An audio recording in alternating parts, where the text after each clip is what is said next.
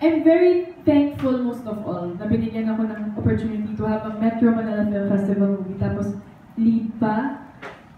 Tapos kami lang yung horror film. So I'm not really thinking about the competition anymore. Kasi that mismo, yung opportunity na yun, iba na siya sa akin eh. And yung competition siguro may konting pressure lang. But I'm just really hoping for the best for the film. Kasi sobrang pinaghirapan namin yung film. I just hope it gets people will see the hard work and it gets the things it deserves. Yun lang.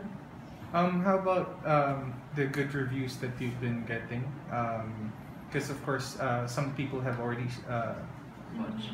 watched the film, and the good things that they've said. Actually, across the board, magaganda ang feedback sa film niya. How's that for you? While I was reading it, I was literally getting goosebumps.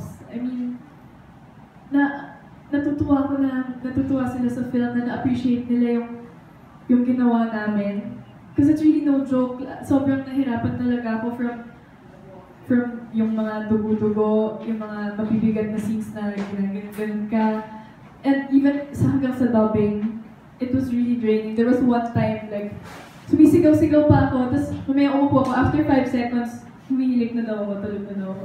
Sobrang nakaka-drain talaga siya. And I'm just so happy that people were able to appreciate it na ang nakikita ko na hindi siya ordinary film. It's amazing. And while I was in the movie house, natutuwa ako pag sumisigaw yung mga tao. Kasi hindi ko, syempre alam ko yung mangyayari. So hindi ko nakikita yung totoong reaction. So natutuwa ako pag sa mga reaction. 90% daw ito yung ito yun.